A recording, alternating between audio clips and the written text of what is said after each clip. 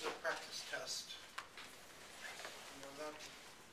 So I thought we would go over that today.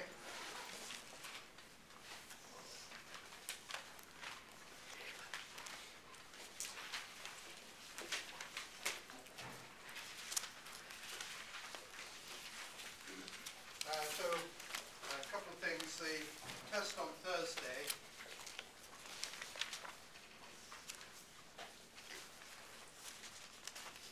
So it's 7 o'clock, and the room I've been given is locker 169. Now I've only just been given the room, so I haven't had a chance to check it out, but I will do that this afternoon. And so if I decide I don't like it, then I'll ask for another one. So check the web page on this. But right now, this is what we have. And if you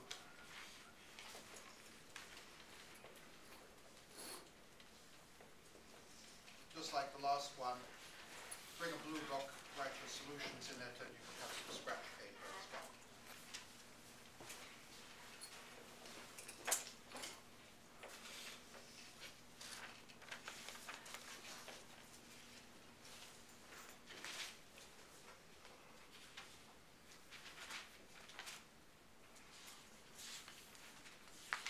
Okay, so let's have a look at the practice problems.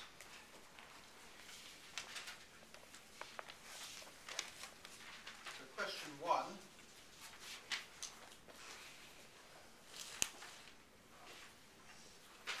We've got the span of 1x squared, x to the 4th, and so on. So this is the set of polynomials in x squared. And we want to prove that it's uniformly dense in C of 0, 1. So, first of all, A is an algebra. And the reason is that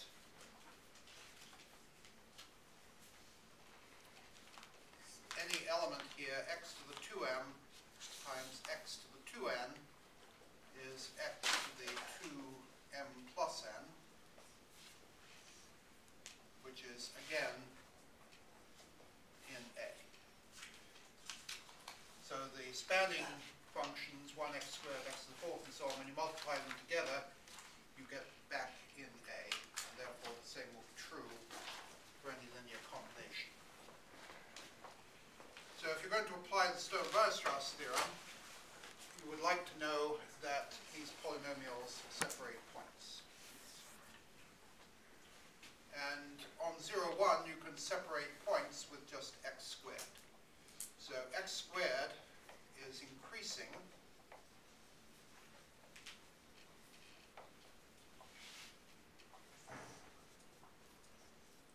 on the interval 0, 1.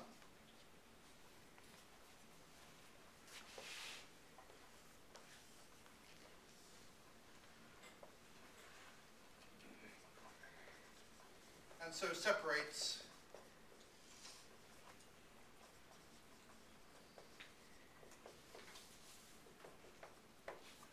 any pair of points.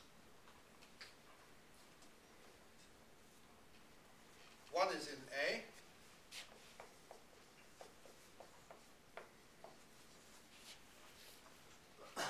So by Stone-Weierstrass,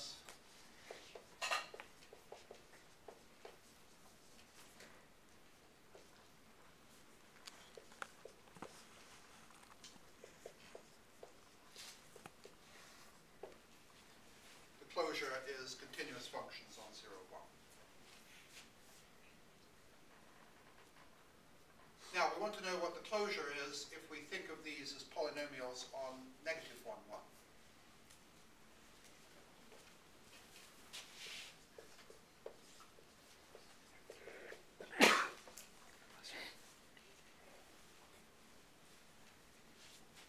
Now, because because these are all even powers, these are all symmetric functions. So on negative 1, 1, each x to the 2n is symmetric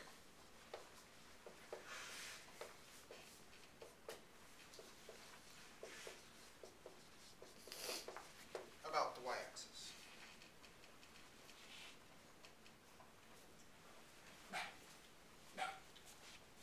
And therefore, a closure is certainly contained in the set of symmetric continuous functions.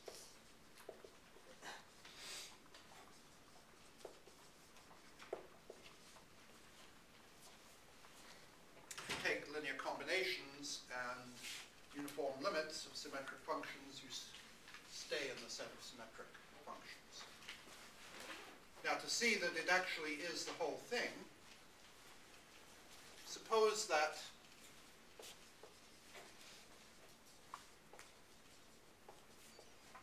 a function f in the continuous functions on negative 1, 1 is symmetric.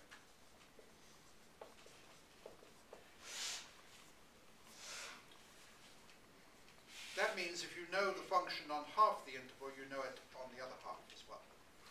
So let's just restrict it to 0, 1. So let g in continuous functions on 0, 1 be f restricted to 0, 1. Well, there, by part A, we know it can be approximated uniformly.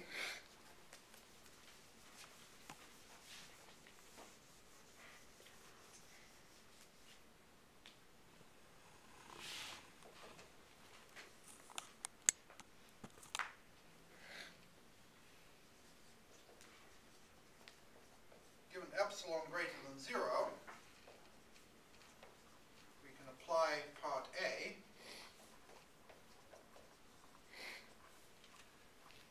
to get a polynomial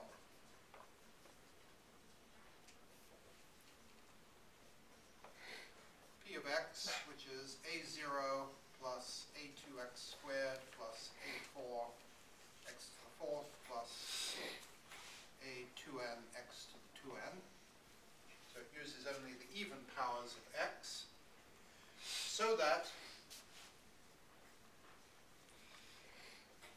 the absolute value of g of x minus p of x is uniformly small when x is in 0, 1.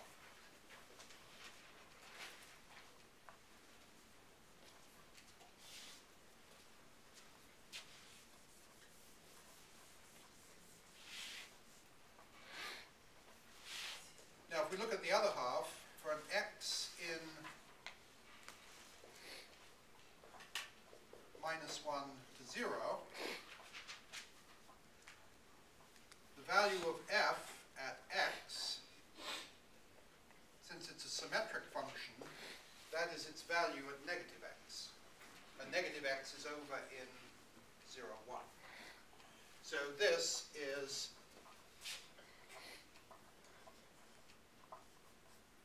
g of negative x. So remember, negative x is in 0, 1. And therefore,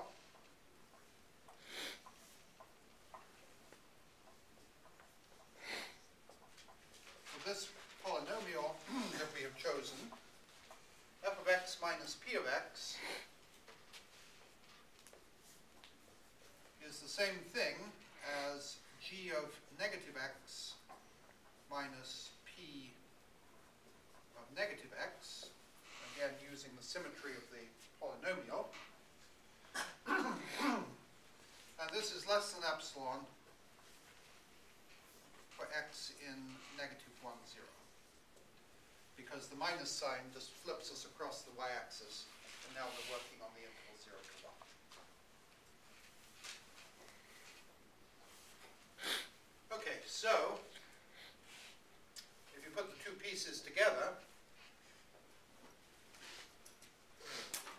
0 to 1, this is the same as f of x, and therefore f of x minus p of x is less than epsilon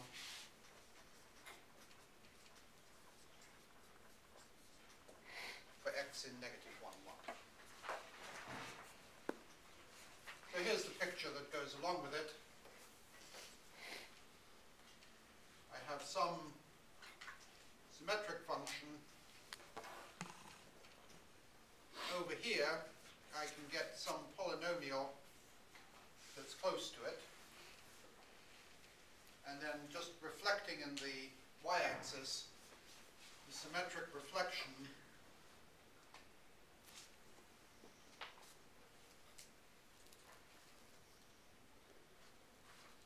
will be close everywhere. Any questions about this?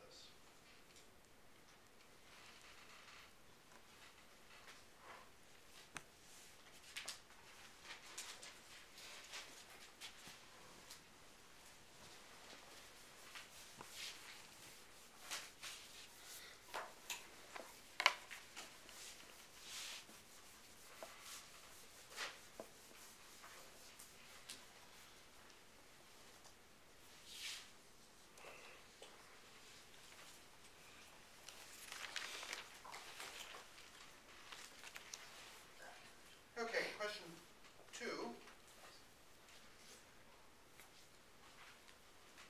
It's another Stone-Weierstrass problem. So in part A,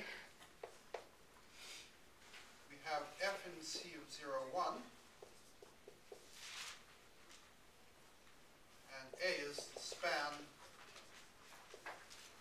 1 f, f squared, and so on.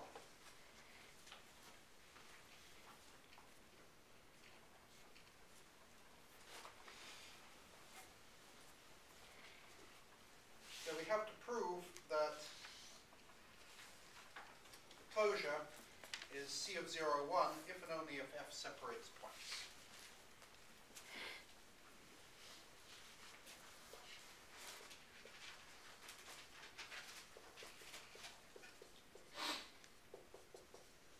So if you have a function that separates points,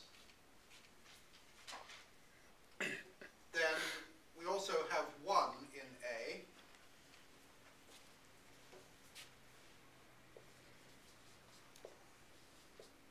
Then the closure is C of 0, 1,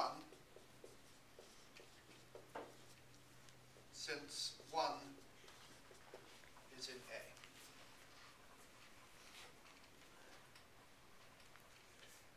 A. In the other direction,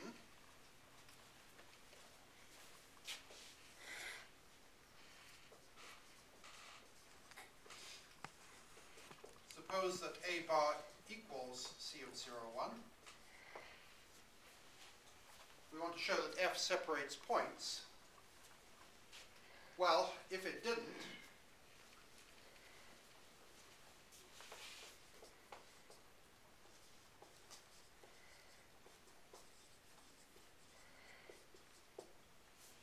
if f does not separate a pair of points x, y,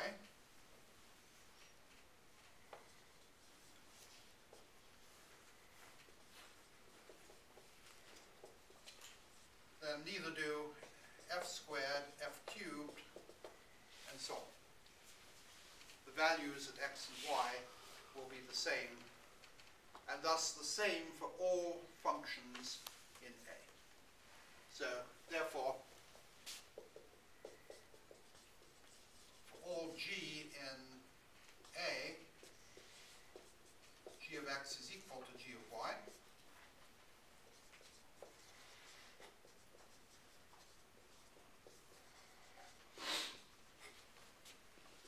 The same is true then for A bar. But if A bar is all continuous functions, we can always find a continuous function that takes different values at a given pair of points. So this is a contradiction.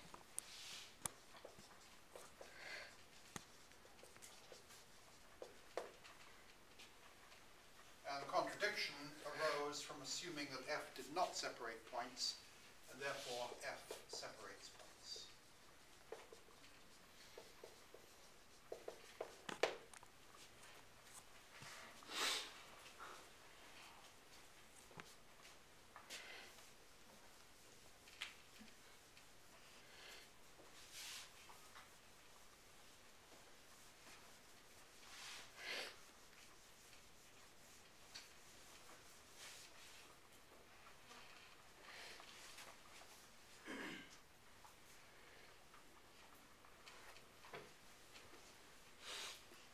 Okay, so part B, assuming that this function f does separate points, prove that B closure is C of 0, 1, where B is the span of these other functions. So G is f of x cubed. That's well defined because x cubed takes points in 0, 1 back to 0, 1.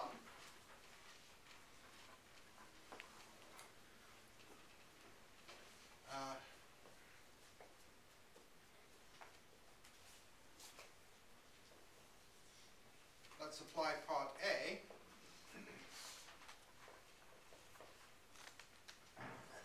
Since f separates points,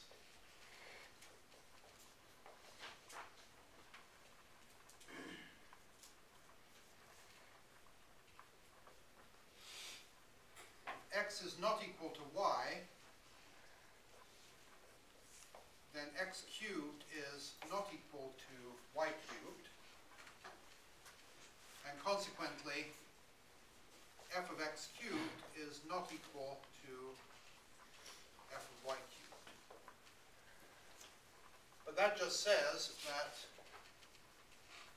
g of x is not equal to g of y. So this function g separates any distinct pair of points.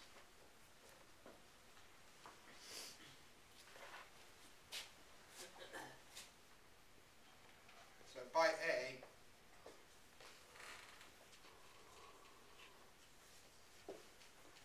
we get that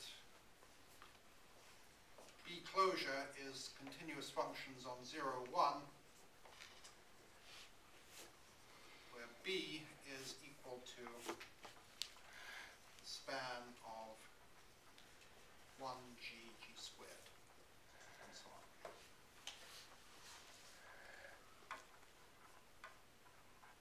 Is that okay?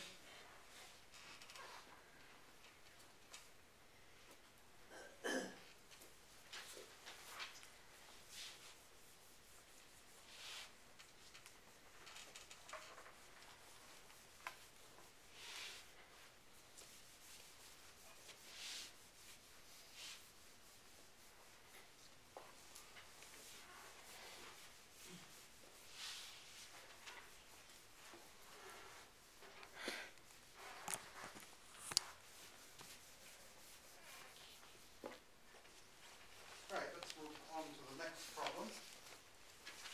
By the way, any questions about this?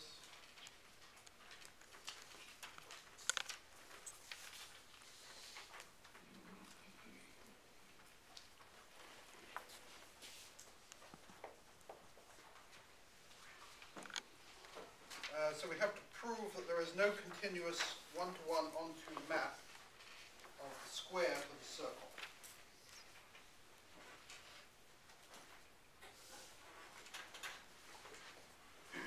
Okay, so suppose that we had the square and the circle, and f is one-to-one and onto.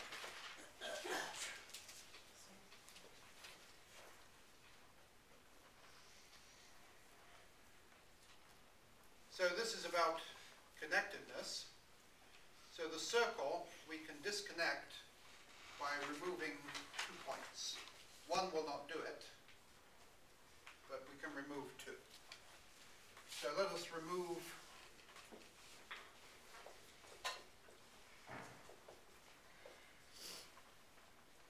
two points from the circle.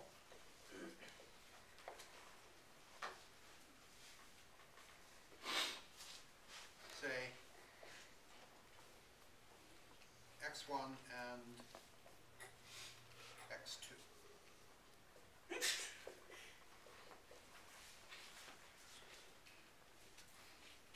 Now, because f is 1 to 1 and onto, there were 2 points back in the square that were mapped to x1 and x2.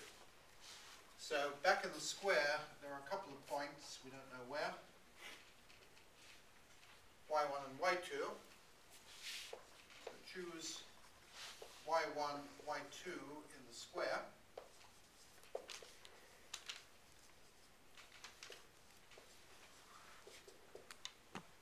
So that f of y1 is x1, f of y2 is x2.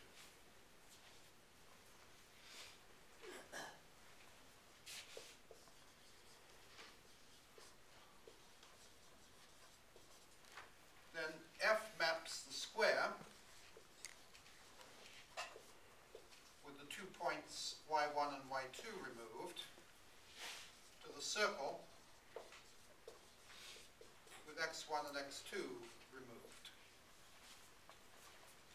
So this is mapping the area of a square to just that outline of a Yes, circle? just, Okay. yeah, just the rim.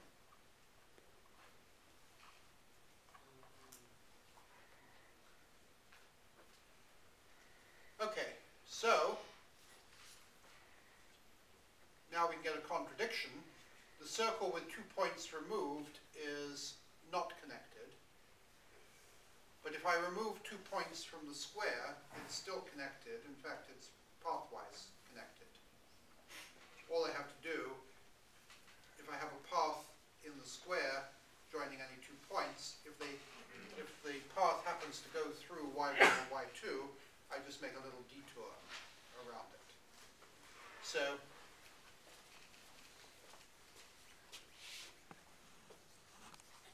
this is 1 to 1 and onto still.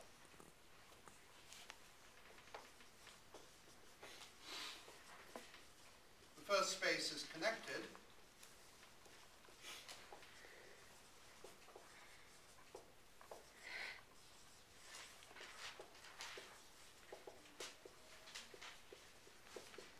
And the second one is disconnected.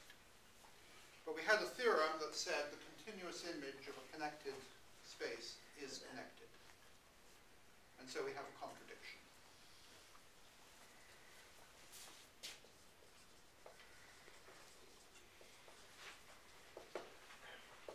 And therefore, no such function can exist.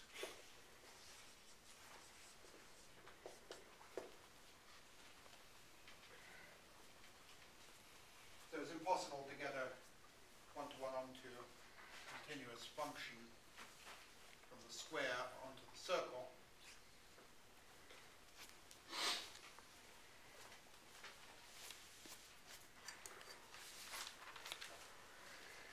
Just because of this argument that disconnects one space but not the other.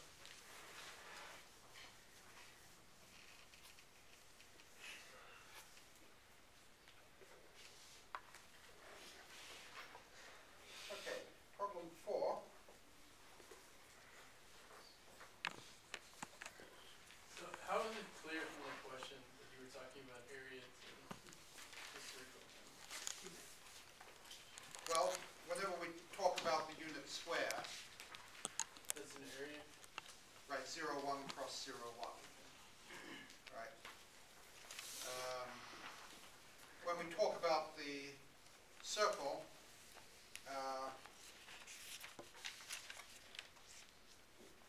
well, that's a circle. The inside is called a disk. Oh, okay. Okay. So the unit disk. Okay, so I wrote these rather quickly. I should have been perhaps a little more specific. However, the most convincing reason is that if you regard it as just the outline of the square, then the result is not true, because it's easy to get a continuous function that's 1-to-1. You just, you've got 4 sides here, So what you would do is you would cut the circle into 4 pieces, and if we call the sides A, B, C, and D, then I can wrap them round A prime, B prime, C prime, and D prime. So each line segment can just be wrapped around a quarter circle. And so there would be a one-to-one onto continuous function from the boundary of the square to the circle.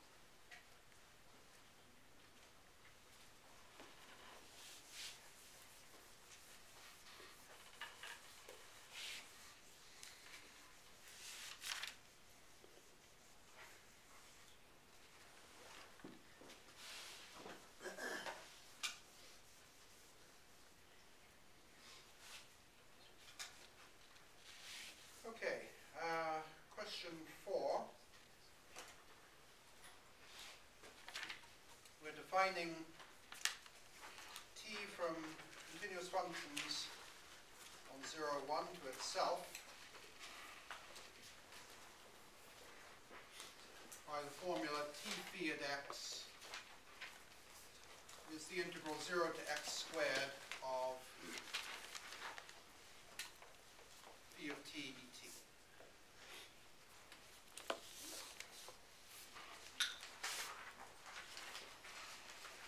So we're asked to prove that t squared is a contraction.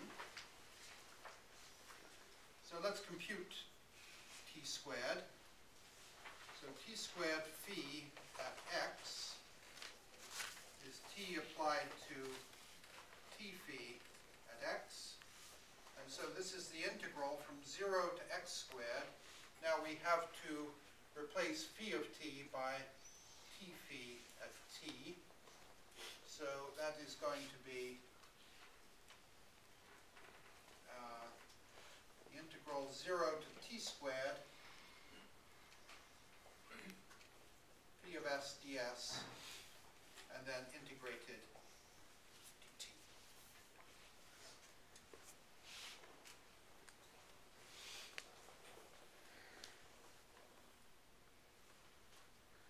So we have to look at the difference, t squared phi minus t squared psi at x. And because everything is integration, this is the integral 0 to x squared, 0 to t squared of phi of s minus psi of s ds, and then dt.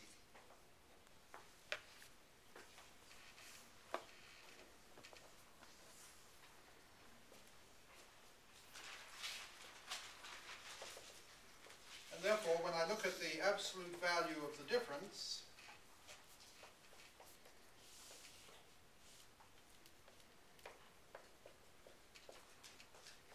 this is less than or equal to the integral 0 to x squared, 0 to t squared. Now I can estimate this quantity inside by the infinity norm. So that is the infinity norm of phi minus psi.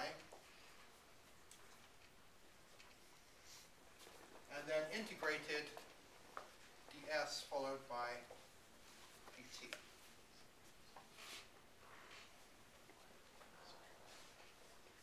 So the infinity norm is now a constant. When you integrate ds, this becomes the integral 0 to x squared of norm phi minus psi times t squared t.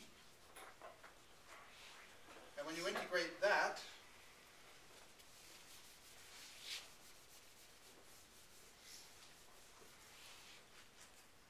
that will produce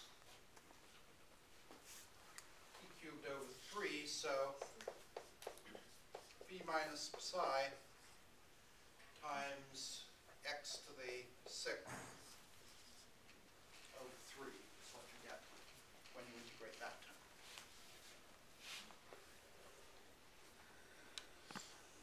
So on the unit interval, the biggest that x to the 6th over 3 can be is a third, and therefore t squared phi minus t squared psi is at most 1/3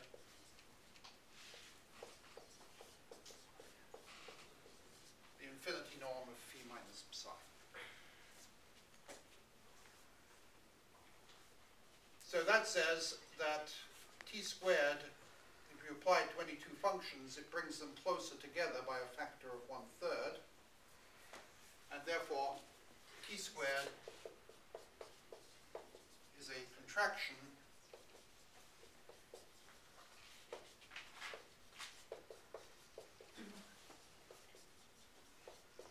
with constant at most 1/3.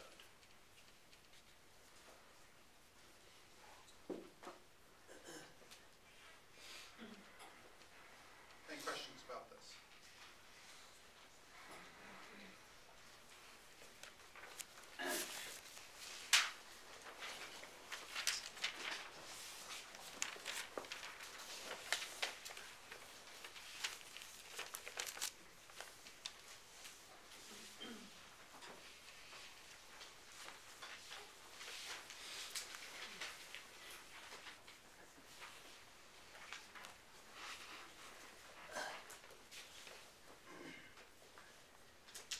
The next one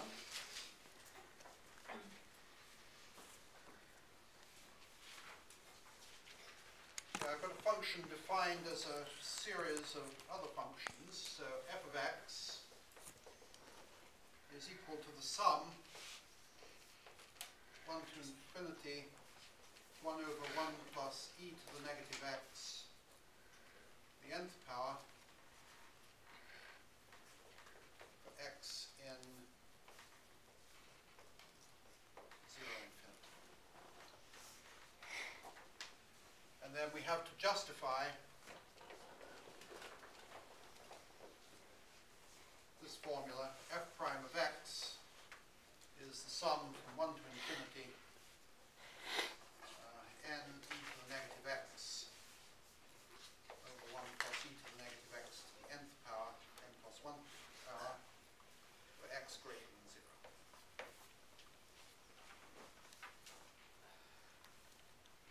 So what we're going to do is we're going to use that theorem that says if you have a convergent series and the series, when you differentiate term by term, converges uniformly, then it is the derivative of the original series.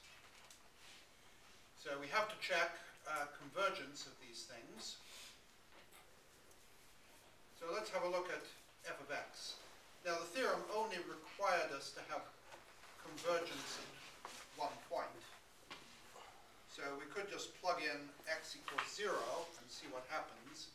In that case, we get the series 1 over 2 to the n, which converges. So that would be enough. But let's check uniform convergence of this as well. Now, you're not going to get uniform convergence over the whole range.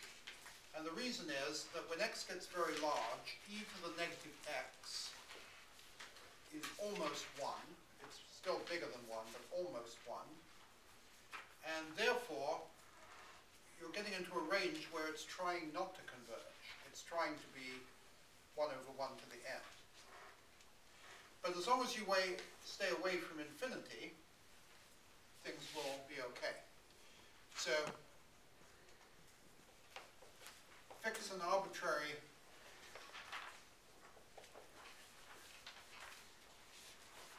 capital R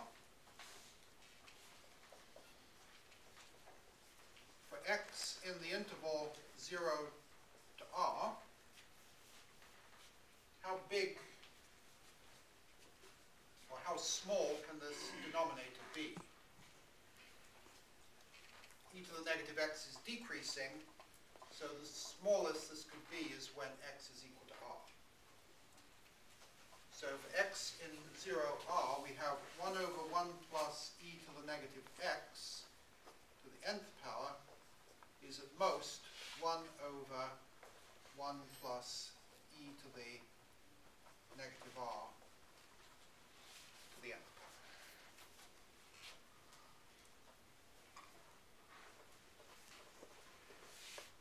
If you're going to get uniform convergence, you have to have an estimate that's independent of x. And that's what we have here.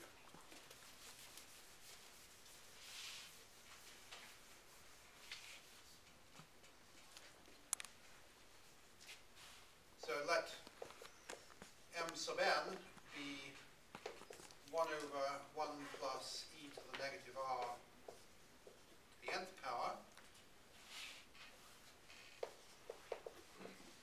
Since 1 plus e to the negative r is greater than 1, sigma nm m sub n converges. But these are bounds for the functions appearing in the series, and therefore, by the m-test,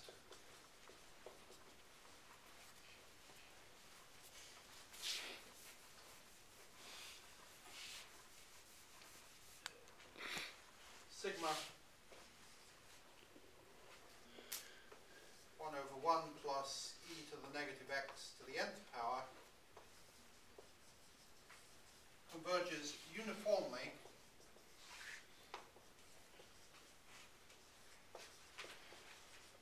on any compact interval 0 to r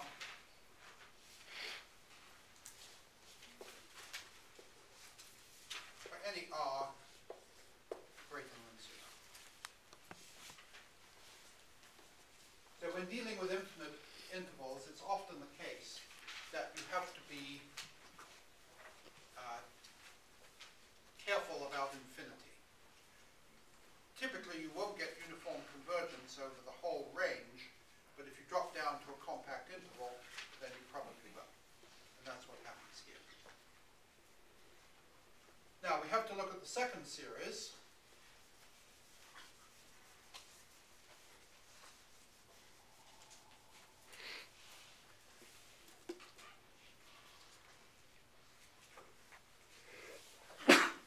So, again, let's keep on our compact interval.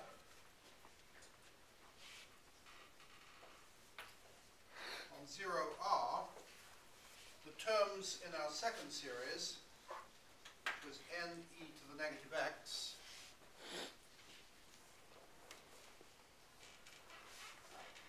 divided by 1 plus e to the negative x m plus 1. How big could this be? Well, since e to the negative x is decreasing on top, the biggest it could be is when x is 0. So the top is bounded by n. And down below, the smallest the denominator could be is when x is equal to r. So that would be 1 plus e to the negative r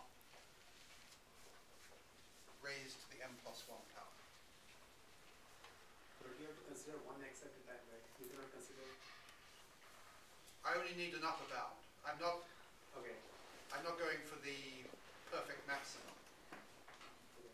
which would involve some calculus and might not actually be calculable, because you get some equation to solve. So I don't know what the maximum value of this function is, but I do know that it's at most this.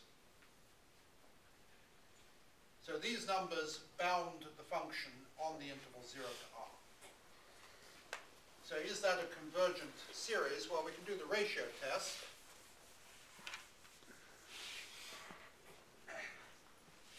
Let's apply the ratio test.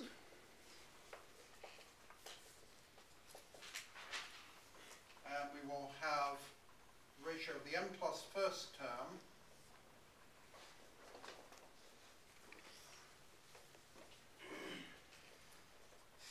divided by the nth term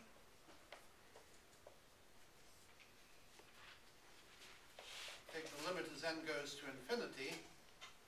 The the m plus 1 divided by n will converge to 1.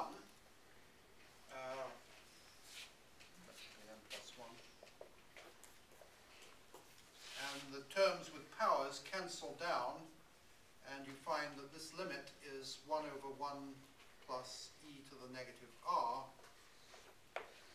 which is less than 1.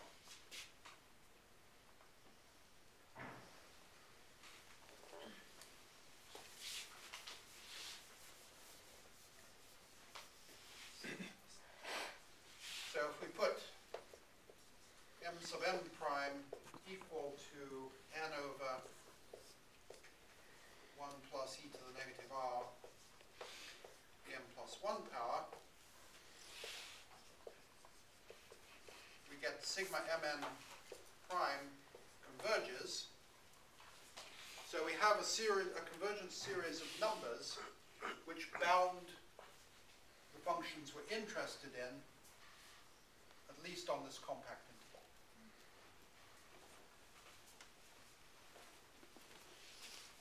So therefore, sigma n e to the negative x over 1 plus e to the negative x to the n plus 1 power converges uniformly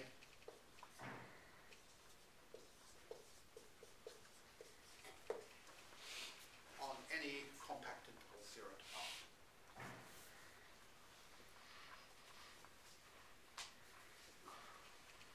So the final step is we want that the second series should be the derivative of the first series.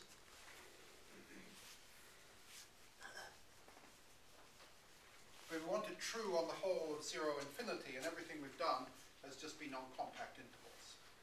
So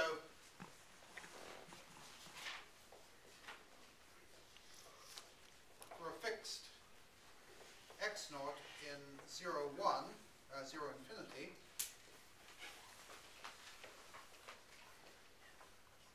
choose capital R so that 0 is less than x0 is less than r. So for any given point, I can always find a large enough compact interval that will contain it. So we have on this interval uniform convergence of both series.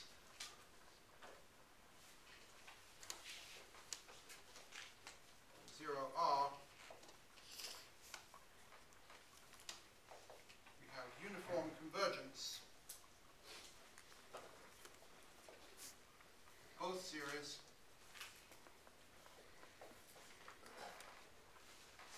and consequently the derivative at the point x0 is what we hoped it would be, namely e to the negative x0 over 1 plus e to the negative x0 to the n plus 1, and I'm missing an n. So we have a standard theorem that tells us, under the conditions of uniform convergence of the differentiated series and convergence at a point of the first series, that the differentiation formula works. And we have verified that in this case. But we couldn't verify it directly on 0 infinity because the differentiated series will not converge uniformly there. So we have to drop down to some compact interval in order to apply the theorem. Everyone understand?